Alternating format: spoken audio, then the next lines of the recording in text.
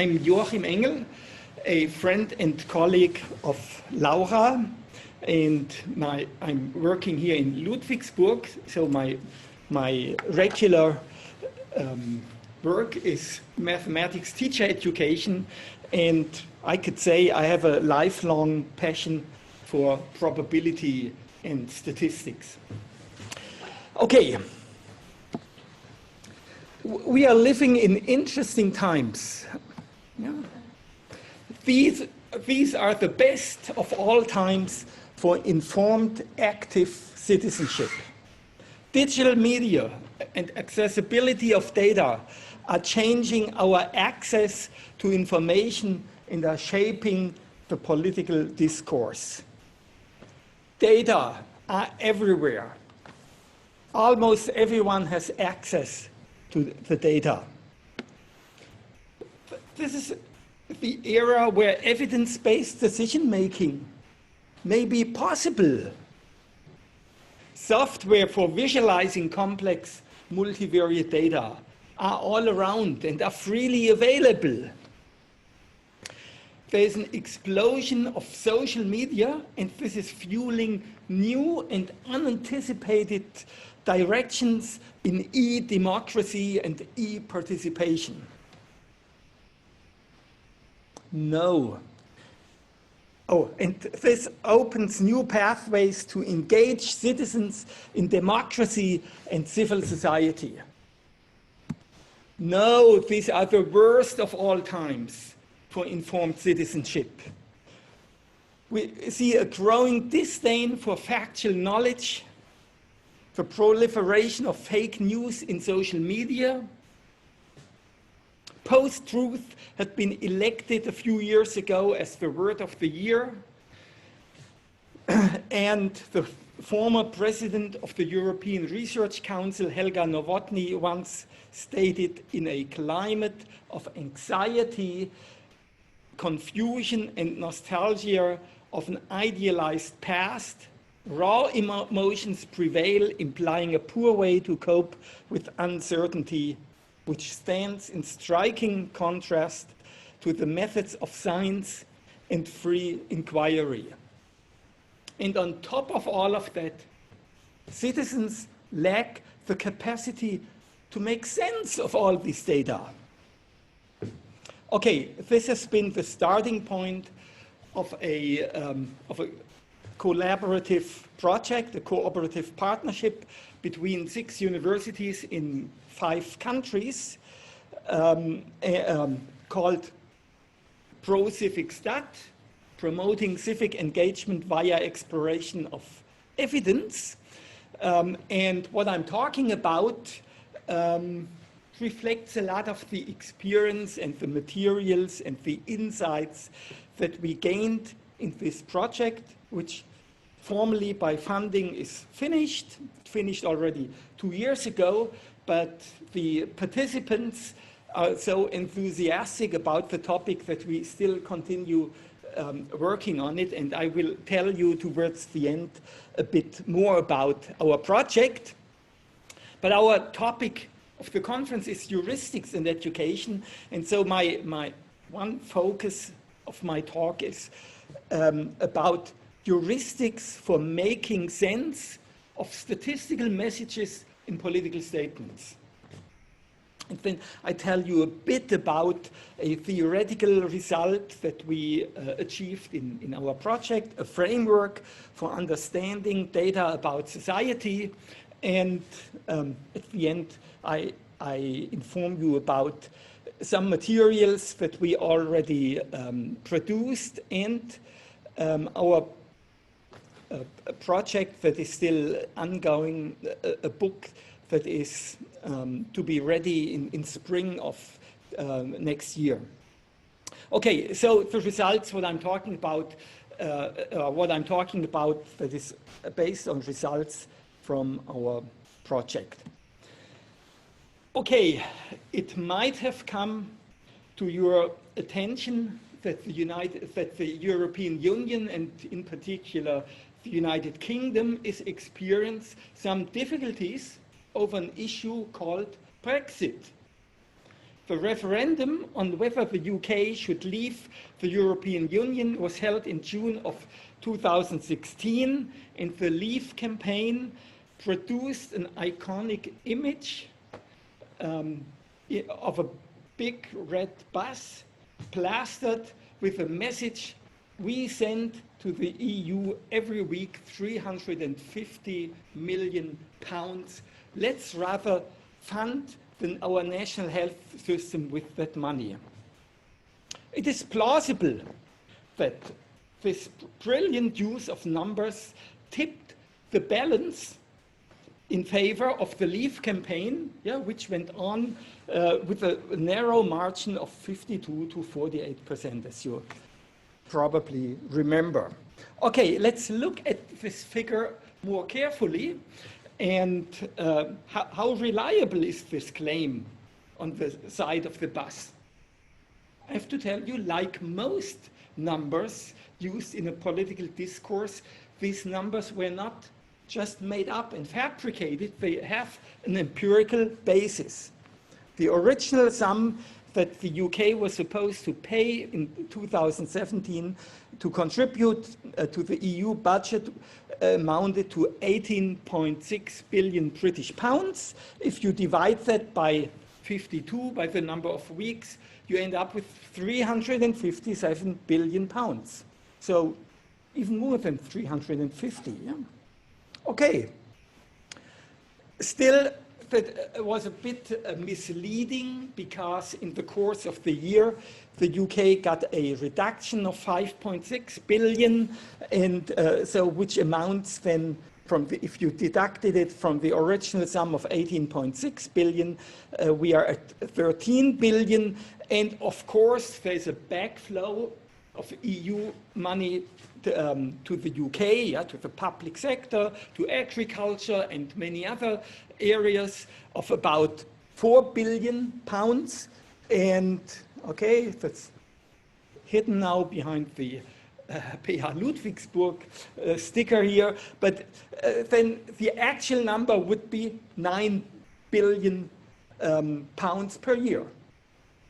This is still a remarkable and sizable amount of money. Yeah? If you divide that by 52, it's 173 billion per week. Yeah?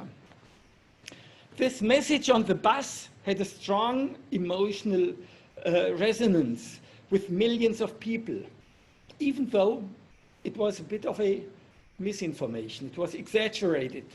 But this episode demonstrates both the power and weakness of statistics. They can be used to amplify an entire worldview, and yet they often do not stand up to scrutiny. This is why statistical literacy is so important in an age in which data play an ever more important role in society. So I ask you, if you would have argued for the Leave campaign based on these figures, do you have an idea how you would have reasoned here in that context? Well, one possibility would be you'd say, okay, 170 million per week, yeah? What is that per day? Well, we divide it by 7, 24.7 million per day. What is the population of the UK? 65 million people. If you divide that by 65 million people, you end up with 38 pence, or in euros, roughly 42 euro cents per person per day. Okay, but it looks already quite different, yeah? Statistics are not cold hard facts, yeah? And this amount, what do you get for 42 cents? About an egg and an apple. An apple und ein Ei, as we say in German, yeah? Would the campaign have been as successful if Boris Johnson would have said, each person has to pay an apple and an eye? And of course, in that context, of course, the UK has been a net payer as much as the Netherlands and France and Germany, but that doesn't take into account that having the open market in the European Union is a win-win situation for everybody. Yeah? Okay, so what does it tell us? Yeah, big figures lose their meaning when you look at them in the context of even bigger figures. Therefore, it's important that people get an understanding what big figures mean and how to interpret them. Yeah? They need an understanding of numeracy. David Spiegelhalter commented here in that context, a single statistic or its misuse can help to upend, to throw over a nation. Civic life depends on a basic level of statistical literacy. Okay, I have two more examples to illustrate to you. There's a heated debate, not only in the United States, about the actual number of people who died because of COVID. Yeah? And a while ago, on Facebook, someone posted the Center for Disease Control adjusted the number of deaths in the United States from 153,000 to 9,000. You see the post here, and it was argued, well, 94% of the people, they would have died anyway. They died of other causes. Okay, and here you see a woman from the Department of Public Health in, I forgot in which state, yeah? And what's her name? Dr. Ezekiel. And she explains that position, yeah? And I think you can only, oh, no. It's okay. I can do it here. The definition of people dying of COVID. So the case definition is very simplistic. It means at the time of death, it was a COVID positive diagnosis. So that means that if you were in hospice and had already been given, a few weeks to live, and then you also were found to have COVID, that would be counted as a COVID death. It means that if, technically, even if you died of a clear alternate cause, but you had COVID at the same time, it's still listed as a COVID death. So everyone who's listed as a COVID death doesn't mean that that was the cause of the death, but they had COVID at the time of death. I hope that's helpful. Okay, and help me to get back to my slides. Okay, and you will not be surprised that this gentleman picked up that argument and responded and interpreted these data. Only 6% of the people actually died from COVID. The others died from other reasons. Okay, and fortunately, in many countries, are journalistic groups, organizations made up by journalists who do something that's called fact-checking. I tell you a bit later a bit more about them. And here, a US-based fact-checking organization found out immediately that the message is false. The Center of Disease Control never said that. Yeah? But they published the data, why people died, yeah? And that there was a lot of comorbidity. Yeah? And of course, as we all know, yeah, in particular, the older population is vulnerable to be affected strongly by COVID.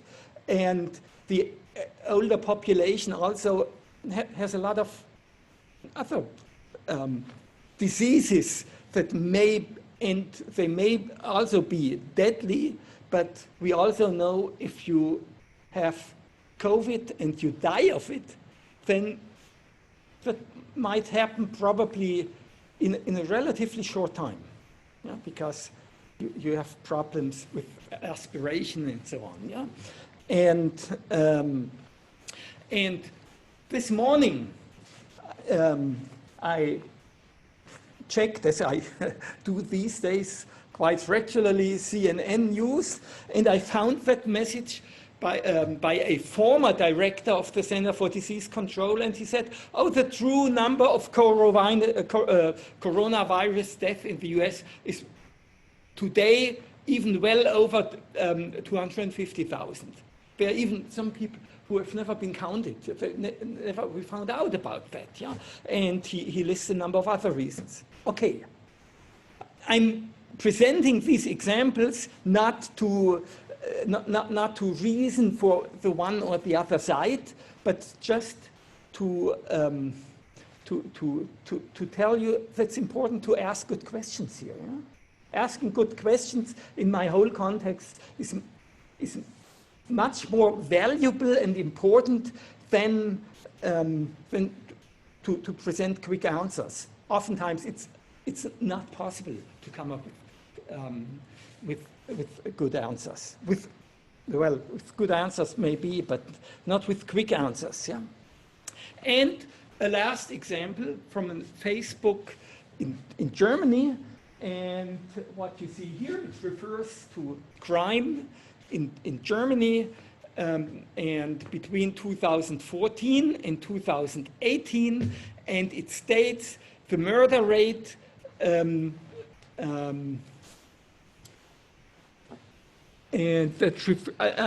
these are data by the Bundeskriminalamt, and they refer to criminal offenses committed by migrants. And the data say, oh, between 2014, before we had the migrant wave, to 2018, murder and assassination raised by 352%, sexual assault by 700%, and general assault by 395%.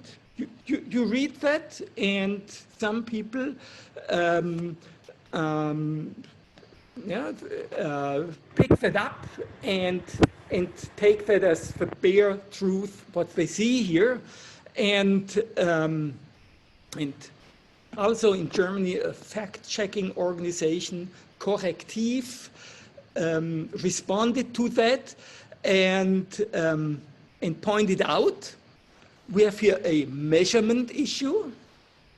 The definition, first of all, the crime statistics refer to suspects and not to convicted perpetrators, and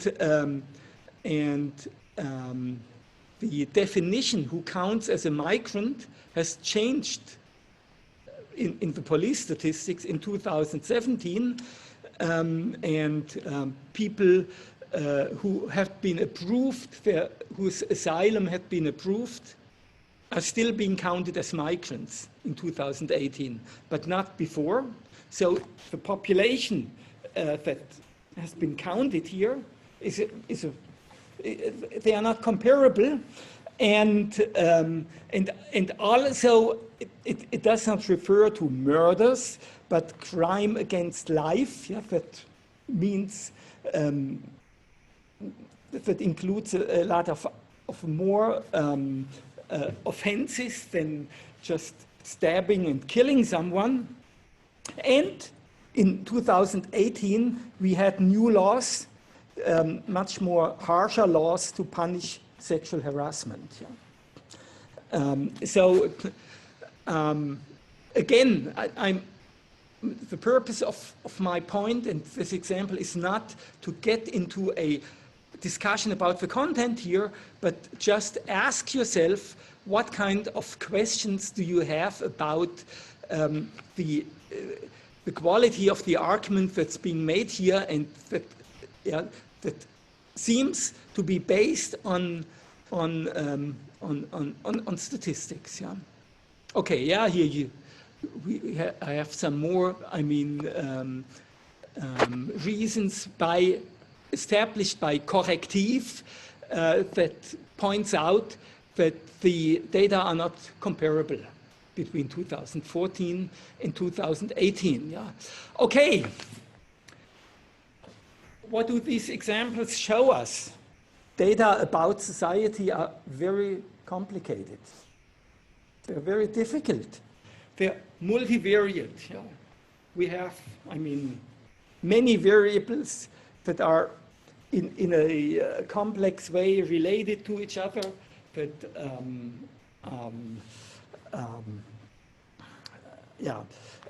data are aggregated data, summarized. Yeah, the individual data of individuals are summarized to a summary statistics or even to an index. Yeah. Not only the unemployment rate is an index and the inflation rate. Yeah. German Watch, the non-government organization in Bonn that monitors the climate change, has a climate risk index. Yeah. And we have indices in many places. Yeah. Variables interact. Yeah. Confounders are very often that may explain an originally first association between two variables, and the data we have are most of the time observational data, which make it very difficult to make any causal inferences. Yeah? But at the same time, we oftentimes we are tempted to make causal inferences. Yeah? How often do I read in the paper, and I collect that and present it sometimes in my classes, how often do you read in the paper, the study found out blah, blah, blah, and then it was an observational study, and if you look at it more carefully, you could think, well, there can be a lot of other causes that may have contributed to the change, or the observed change may have happened anyway, regardless of your of some changes that you may have identified. And there are a lot of measurement issues. How reliable are the data? Yeah? The eminent statistician David Cox once said, most real-life statistical problems have one or more non-standard features. There are no statistical questions. There are no routine. Did I say routine? There are no routine statistical questions. There are only questionable statistical routines. Yeah. Okay, what does that mean for us and our conference? Judgments and decisions cannot be based on pure rationality. And in particular, citizens don't. It's good that they know about statistics and they have a high statistical literacy, but their judgments and decisions are influenced by intuition and heuristics. Okay. So, what kind of heuristics help you to make sense of political speeches? Yeah? And I hope my examples already highlighted some of these things that I now will just list you here. Yeah? Ask yourself, what is being measured and how? Does the measure make sense in the context of the decision to be made? Are you comparing like with like?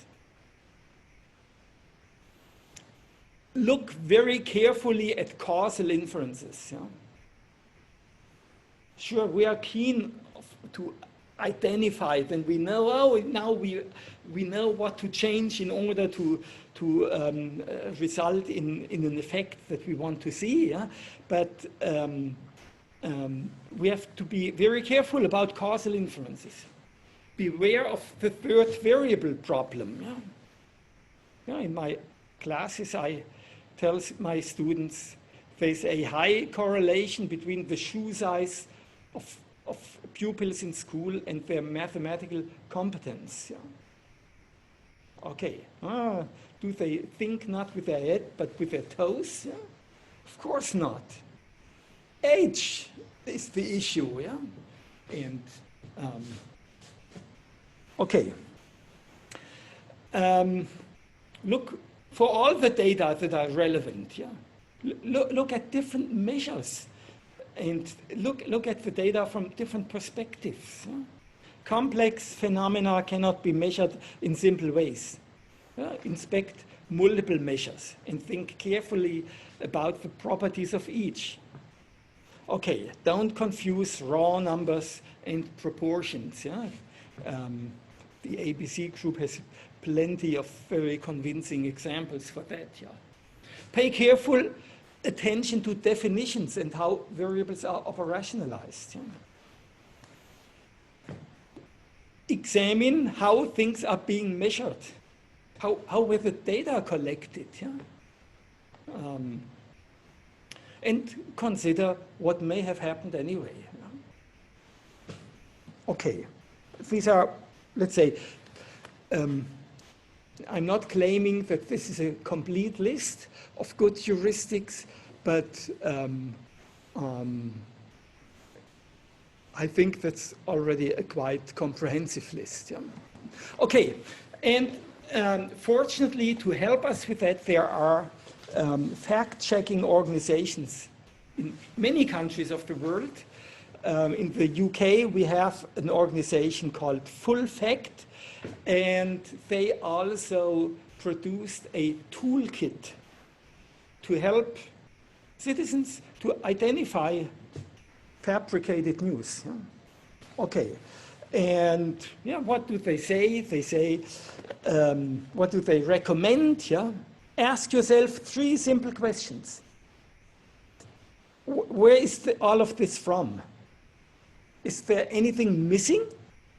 And how does it make you feel? Yeah? A bit more in detail. Yeah? Where is it from? A trusted source is your safest option. Yeah? If you don't know the source, check out the About page or ask yourself why they are sharing this story anyway. Yeah? In whose interest is this story? Is there no source? Then search for one. Yeah? At times, if you're lucky, in Google you can find the source. If not, if it's unknown and you don't find it, well, there are good reasons to doubt the message. Yeah? Yeah, if it doesn't look right, be careful. Look at little cues, a phony URL, yeah? Bad spelling. Okay, what is missing? Yeah? Get the whole story, not just the headline. One click may help you to spot false news. Yeah? Read the whole story. Images and videos nowadays can be easily faked. Yeah? Yeah? Deep fake videos, yeah? That can make anybody say anything. Yeah? So we live in treacherous times. Yeah? Okay. Yeah, videos can be edited, voices be changed. Check what other people say. Yeah. Okay, and how does it make you feel? Yeah? People who make false news try to manipulate your feelings. They know that making you angry or worried means they are more likely to get clicks. Yeah? If it's winding you up, stop and think about how you could check it before you share it with other people. Yeah? If it looks too good to be true, it probably isn't true. Yeah? Okay, hope can be used to manipulate you. Yeah? The miraculous cure to whatever usually doesn't exist. Yeah? Okay, but sometimes, I mean, maybe it's a joke. Yeah. In a German media professor from Hohenheim, close to here, once posted the news that in the city of Bad Eulen, the asylum seekers get free access to prostitutes paid by the local government. And the message went viral, but no one checked that there is not even a town by the name of Bad Eulen in Germany. And he made up a newspaper that looked like the Völkische Beobachter, yeah? Also a Nazi newspaper. That, yeah, we smile and laugh, and okay, that was not a joke, by the way. Yeah? That was a test how certain news that some people want to hear go around. Yeah? Okay, yeah, fact checkers all around the globe, yeah, in many countries. I don't have to go into the details. So that's where we started with our project, ProCivicStat, promoting civic engagement via exploration of evidence, challenges for statistics education. Yeah? And okay, I forgot to mention earlier, down there you see the logos of all the participating universities: Durham in the UK, Haifa in Israel, PH Ludwigsburg, Paderborn, Porto, and Szeged in Hungary. And let's say Paderborn and Ludwigsburg, we are focusing on teacher education. Haifa, Ido Gall works in a department for social services. He teaches social workers. Yeah? And Durham, yeah, psychology and education, Porto, economics, and Szeged, economics and demography. Okay, target groups, university and college students, high school, but also the general public. And our goals were to develop a conceptual framework for civic statistics, understanding these data, making sense of them, exploring visualization tools, and providing relevant, authentic data sets, and in particular, developing a lot of teaching materials. Yeah. Okay, broader goals: strengthen the civil society and empower citizens for informed and evidence-based decision-making. Yeah. Okay. I don't have how much time do I have left? Okay. Okay, now I tell you a bit about some of the materials we developed, but I have them available here, and I can be short and if you're interested in it. And all of that is also freely available on the internet. But let's say from a conceptual perspective, the most important thing is that we developed a framework. What kind of skills and competencies are required to make sense of data about society? And here you see 11 facets and skills, yeah? And they do not only relate to knowledge, yeah? The brown one are the knowledge-related facets. Yeah? Of course, you have to know some basic knowledge about statistics and about modeling. You have to know something about how data are collected. Yeah? Some knowledge about indices, yeah? And that's the extension in official statistics are helpful. And of course, very important contextual knowledge. We are talking about hot topics, yeah, in society. Why do women earn less than men? Yeah, a very popular topic that helps you to draw attention in your classroom. Climate change, COVID, crime, aging society, yeah, and so on. And of course, it requires contextual knowledge. But all of that does not help you if you are not aware that the starting point is what does that really mean to society and for decision making and policy. And the first three topics, engagement and action, I will explain them a bit more, but I will skip the others. I did not say anything to the black ones. I mean, the enabling processes, these are more some basic skills. I say that now just in passing before I come back and explain in a bit more detail the engagement and action. Sure, I mean, if you want to do something with the data that are out there, you may need to have some skills in searching for data. And if you want to use data visualization tools, and these are not only high-powered things like R packages or Tableau, but of course in education we know that there are wonderful, easy-to-use data visualization packages, Fathom, Tinkerplots, CodeUp, that do not require any coding.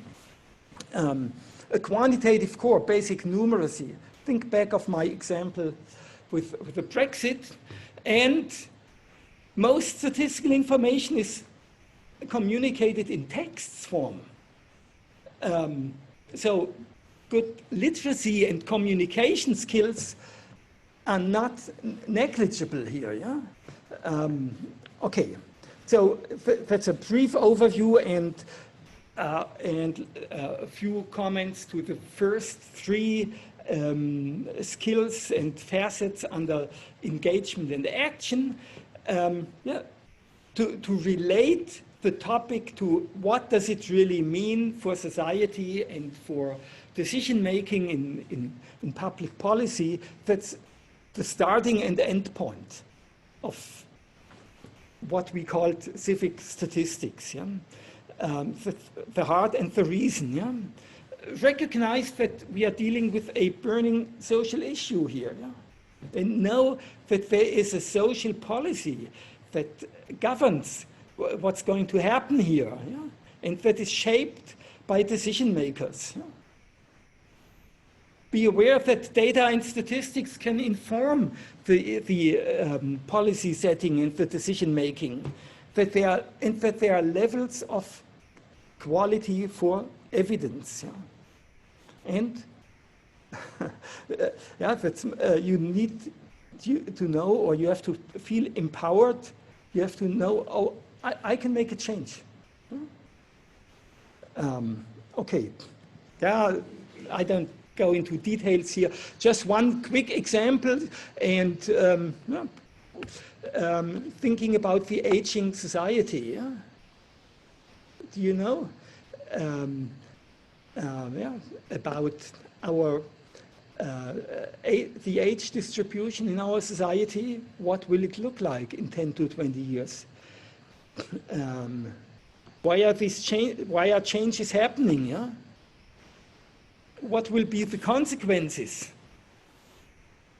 Okay.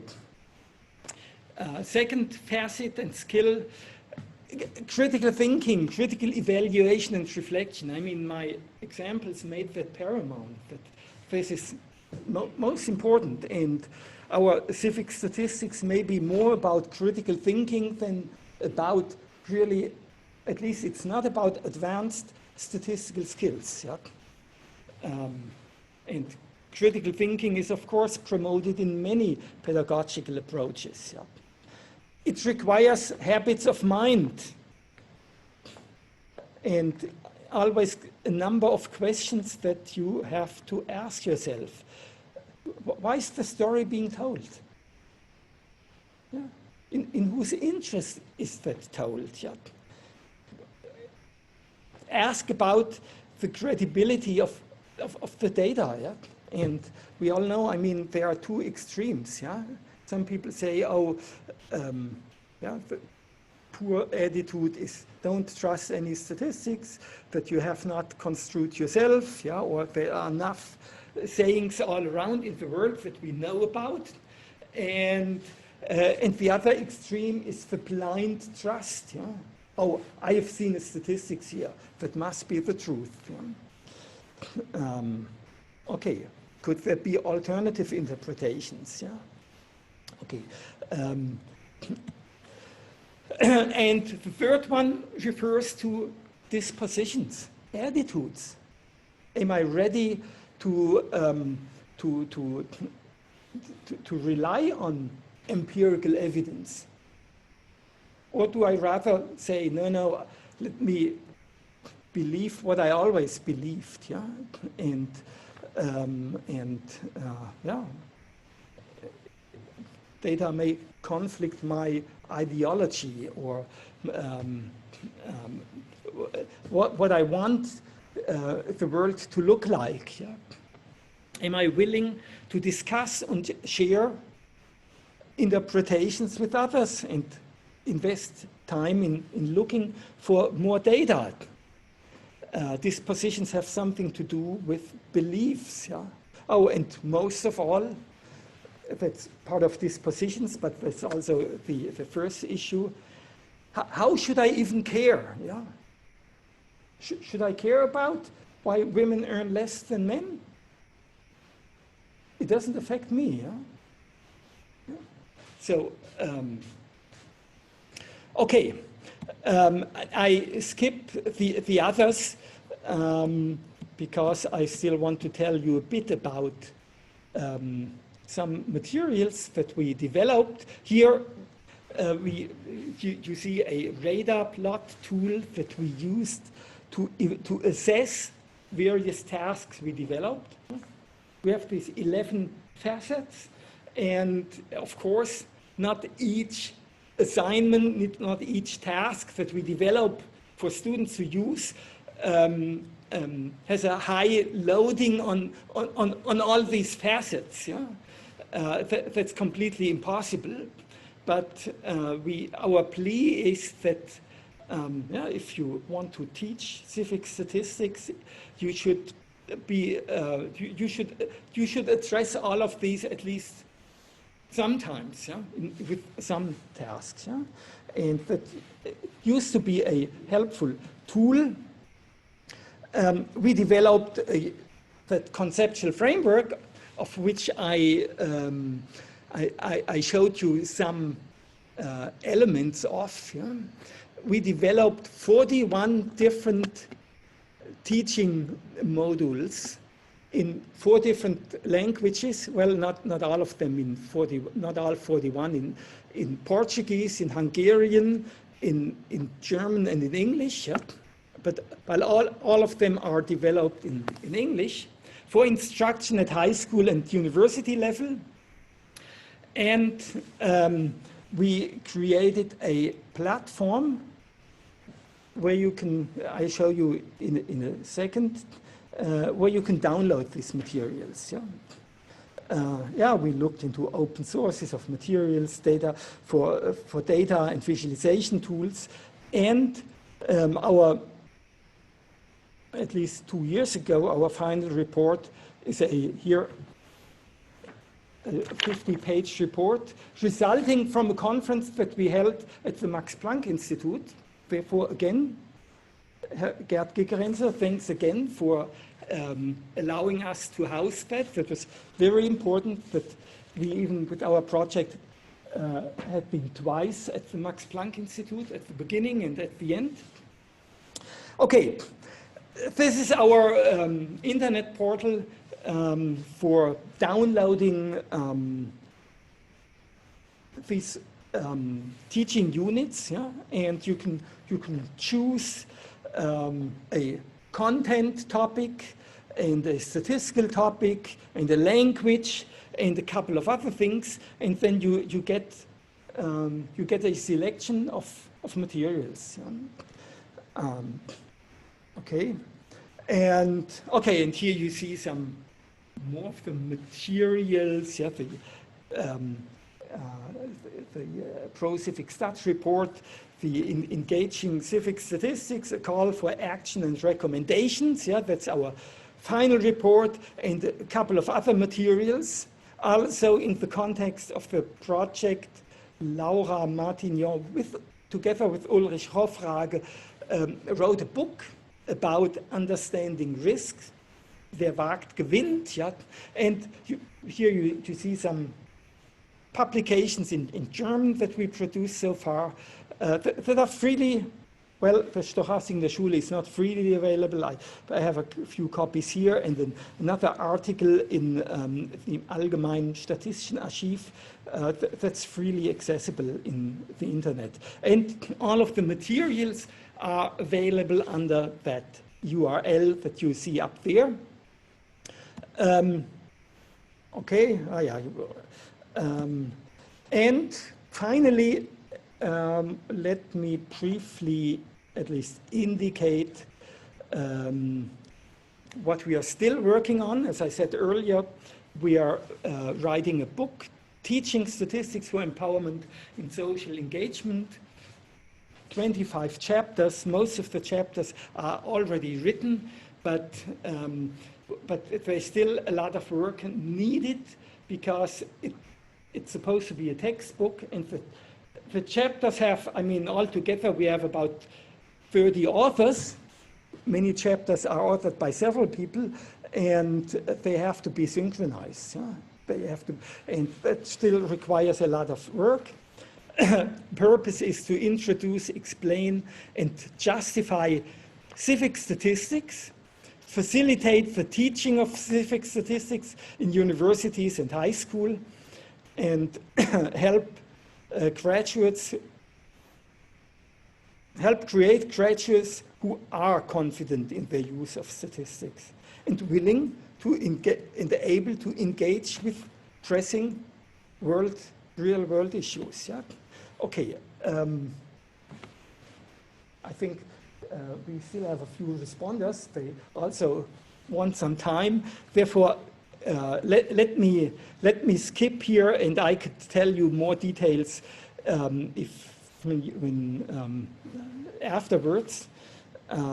Yeah, the audience, teachers in universities, high school teachers, teacher also of social science. A topic I could talk to you for another hour about the problems of math teachers with our topic and the problems of teachers in other subjects. And it's not our intention to load all of that on the shoulders of mathematics teachers. Not at all, yeah?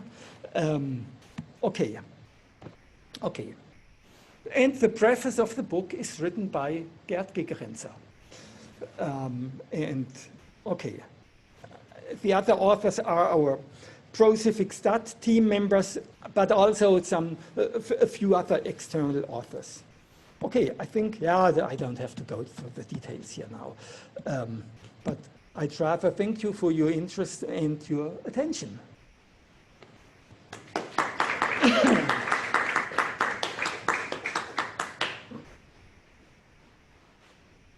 Okay, I thought Laura is moderating now what's happening next. But if someone has any comments and remarks and questions, then feel motivated to stand up without being invited by anyone here. Yeah?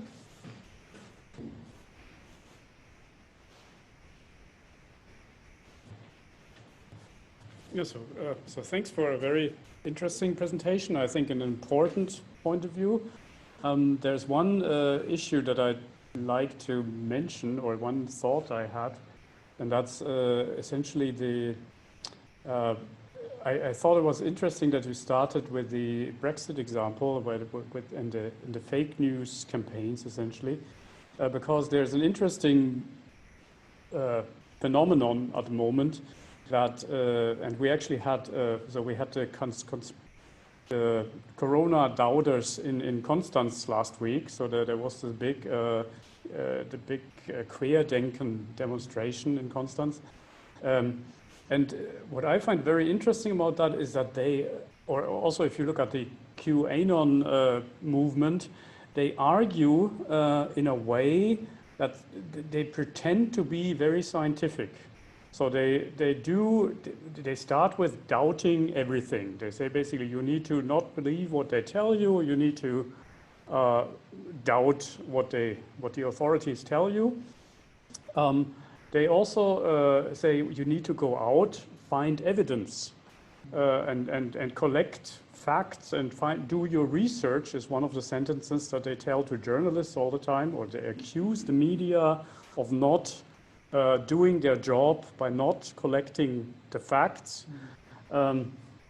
And then there's a social component to it. They also find other like-minded people who seem to have the same thoughts and find the same facts. So interestingly, it's not like they don't know what science is, in some sense, but they do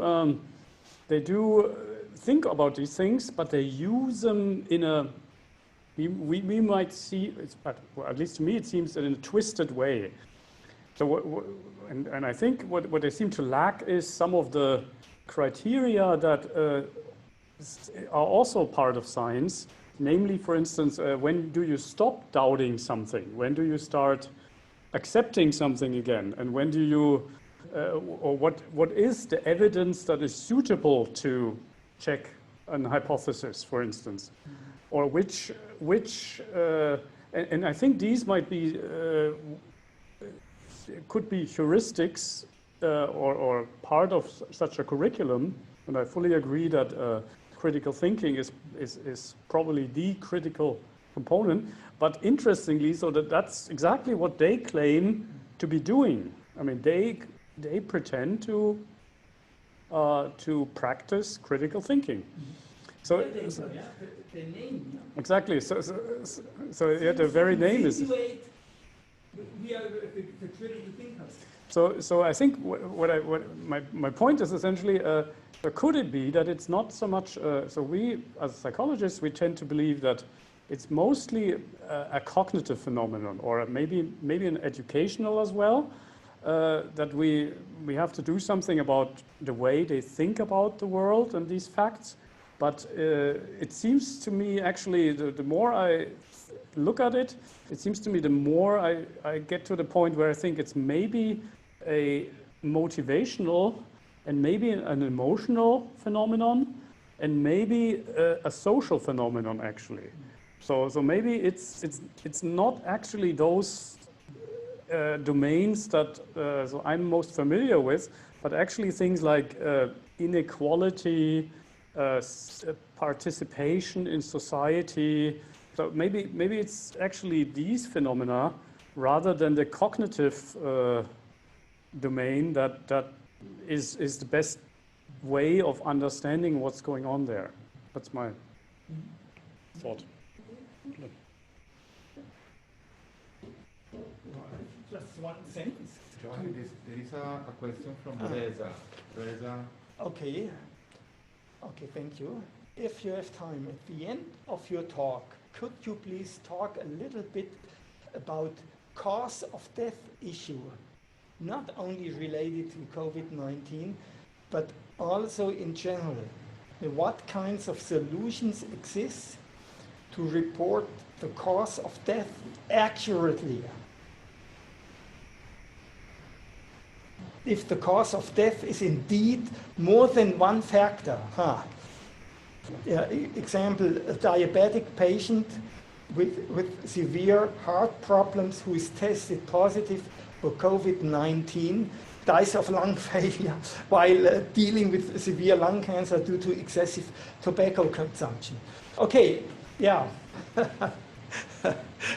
I'm sorry to disappoint you, Reza. I'm not an expert here. I've been told, I mean, the doctor has to fill out a death certificate, and whatever he chooses, or if he chooses for the death certificate various causes, and if that may even depend may be different from country to country. So my answer, no, I'm sorry. I have no good answer for you. Yeah, that's just one of the things where I say, ask critical questions, not in order to doubt everything, but to probe. Yeah, and I mean, I think in the end, we need to have confidence in something. Yeah, I mean, I'm not the psychologist. We have lots of psychologists here in our group, but my assumption is, if you doubt everything, you are ready for paranoia. Yeah? May I elaborate a little bit more on my question? The reason is I'm very interested in COVID-19 data, and this causes some consistency issue when you are dealing with different countries' information. That is the main reason I'm interested in this. So you see COVID-19 causes death in different countries, but if you report it differently, then how could we make sure that we are comparing apples and apples and not apples and oranges? It's difficult, and okay, one thing is also to look at different measures, and another measure here could be the excess mortality. Of course, then we also have, I mean, that's not the absolutely valid criteria. There also can be many other contributing factors. Yeah? A very hot summer may cause more people to die than a more moderate summer, but that could be something else to look at. That could be a possibility. One response to Hans-Jörg, if you remember my radar plot, yeah, and I mean, first of all, I doubt, let's say, that all of these critics have a high scientific basis to reason, but some of them do, and we in our project are aware that if you score very high on all these knowledge bases, then you still may not be adequate in responding to the civic statistics issues. Yeah? Yeah? As I said, I could say, why should I care about why women earn less than men? Yeah? John. Okay. Yeah, please. Hi. I wanted to say that I really liked your project, and I think we really do something similar here in terms of. I know. I said that to you after your talk. Yeah. Yeah, it's very similar. I wanted to step in and defend a bit the knowledge part of the fake news phenomena. I've done some research on credibility, as how people rate credibility of the content they find on websites. And what we have learned is that generally people overrate the credibility of everything they read. And we run this experiment when we asked people to rate some websites on this was medical content, actually.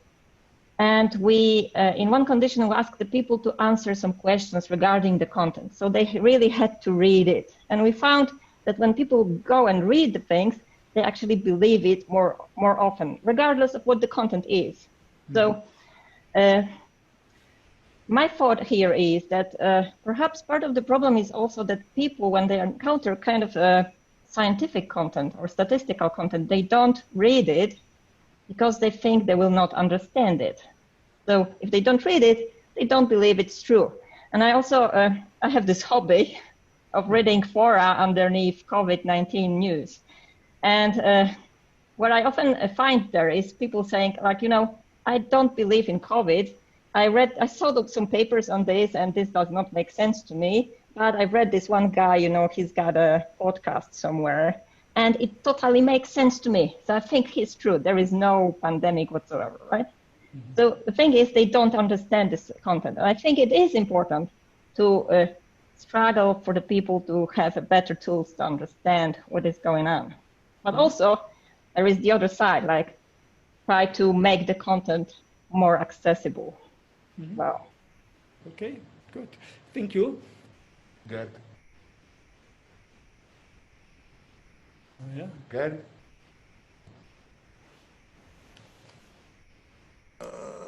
Good. Thank you for this inspiring talk. I have a few comments. One is on early in your talk, you talked about how to recognize trustworthiness of websites. And you rightly recommended to go to the About page.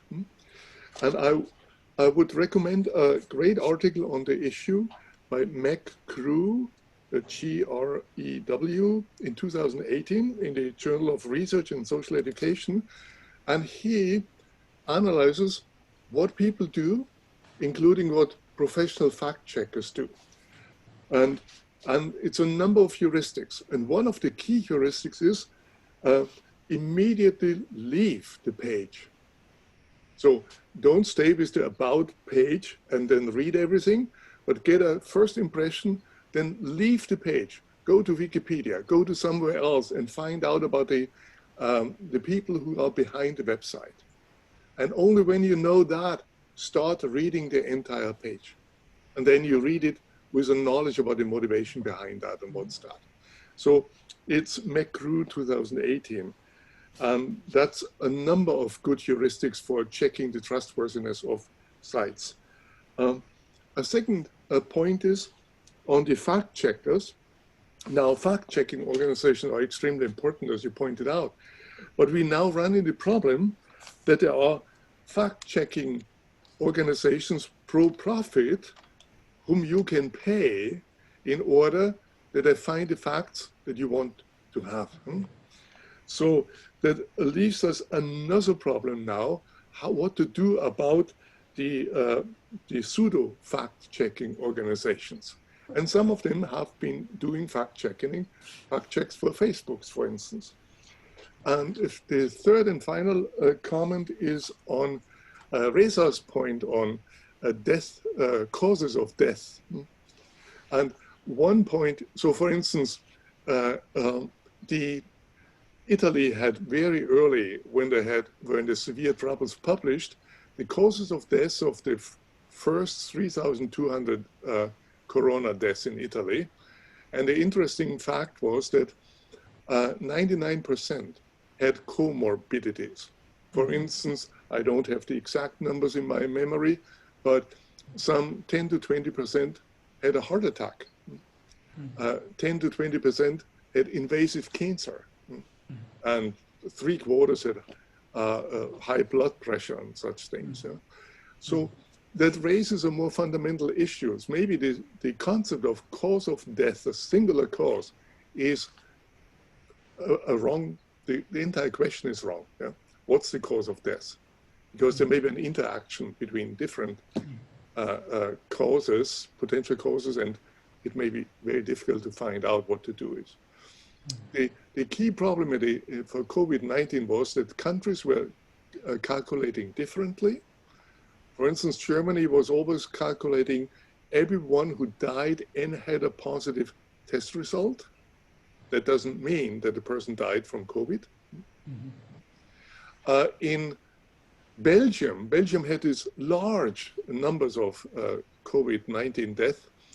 Their reports are that it was mostly elderly people, as everywhere, that they had counted in elderly homes people who died as a COVID-19 death, even if they had no positive COVID test, only because others had one. So that makes all the numbers totally uncomparable. In general, the point is right that COVID-19 provides a huge opportunity for statistical literacy to take people where they are. They're confronted with that and show them how important that is.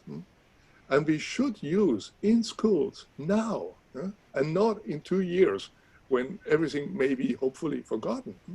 We should use now and go with children what this number means, what the uncertainties are about.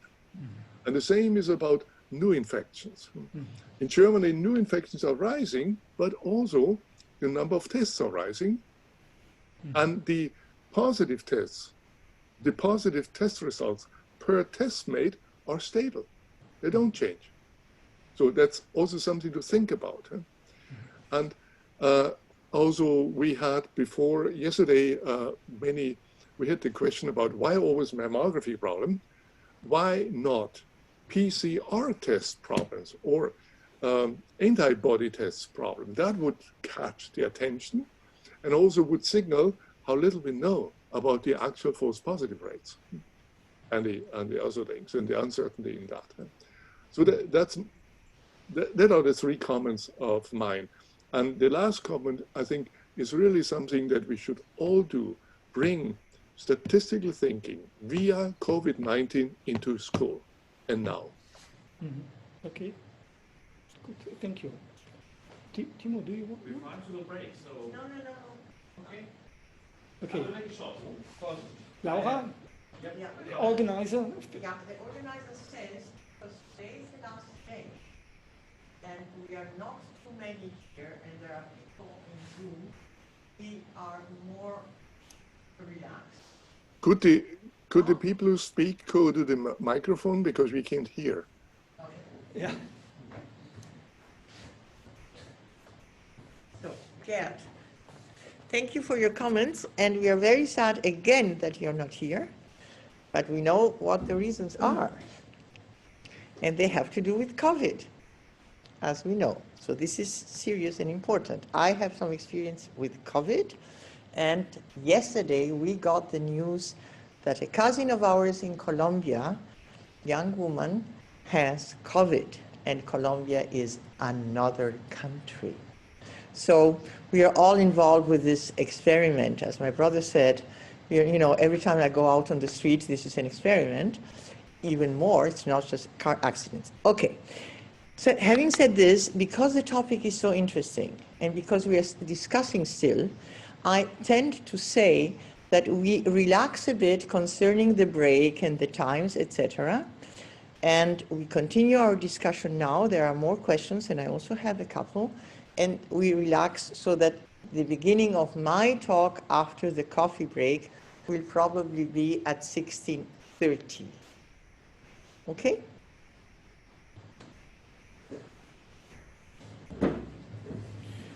Okay, still time is precious, and I reduce my comments. I've been asked beforehand to prepare something. I reduce my comments to two questions concerning totally different perspectives. It's not about people, not about COVID, but it's about the goals of your group.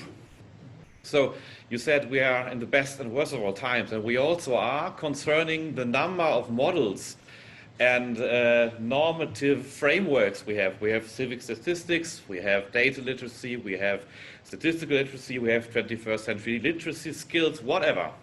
You can count lots of normative systems to use for education and political use. My question for you in this respect would be, what is the goal of your group in introducing a new system when it's about political impact? So how do you try to get the necessary attention for your goals, being one of several groups of promoting very similar goals? And the second question, the question of education in mathematics is an old one, and one of the most prominent experts in Germany or Austria is Roland Fischer, who thought about the goals of education, of math education, in terms of expert layman communication. So math has become so complicated that it can't be that laymen know everything about math. It's expert knowledge. It's this very well-known relevance paradoxon. So the goal should be that experts and laymen, that civilians, can communicate about science, about the expert knowledge. This is so the main goal according to Roland Fischer, and this is what you also want to attain. But your very pragmatic list of heuristics is only one part of it. It's the communication in one direction and from one sender to one recipient. It's the case of understanding what the expert says. What about the other channels and the other directions about sending information for journalists and politicians? How about understanding information for journalists and politicians, understanding statistics? And how about asking questions and not only checking the information one gets. So how do you include all the other channels and directions of the statistical information within your group? Okay. Thank you for your questions, and let me try to give you an answer. I mean, first of all, our purpose is educational. Yeah? We are not a political action group. Yeah? And in a certain sense, and from that perspective, I could say we are non-partisan. But of course, we are not really non-partisan because we focus on certain topics. Yeah? Yeah. Climate change is what we consider a hot topic, and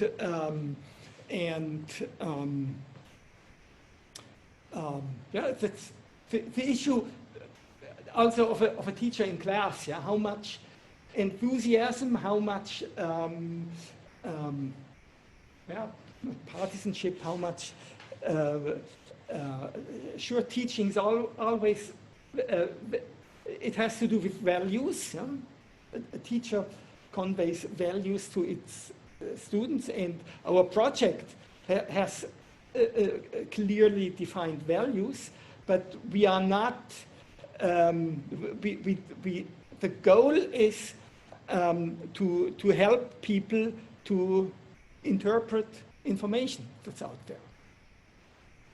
It's not saying, we're not saying, well, you only have to go to the page of German Watch to get information about climate change, yeah? But we, in our book, yeah, we have the issue of climate change at various spots. We pick it up and refer to various sources with data. We are not debating issues with people who deny climate change. Yeah? Okay, and your other question, okay, the heuristics that I mentioned, yeah, I brought them up because I wanted something that relates to heuristics and education, and I believe, yeah, I mean, or heuristics are important to make, to get engaged and to make sense of these complicated burning issues. Yeah? We see ourselves in a broader picture. Yeah? The last chapter of our book deals with the ecosystem of dealing with information. Who's out there in society, and which role do they have to play, and also how civic statistics can help journalists to understand the world, yeah? and other groups. Yeah? And okay, I don't know how satisfactory that is. Yeah?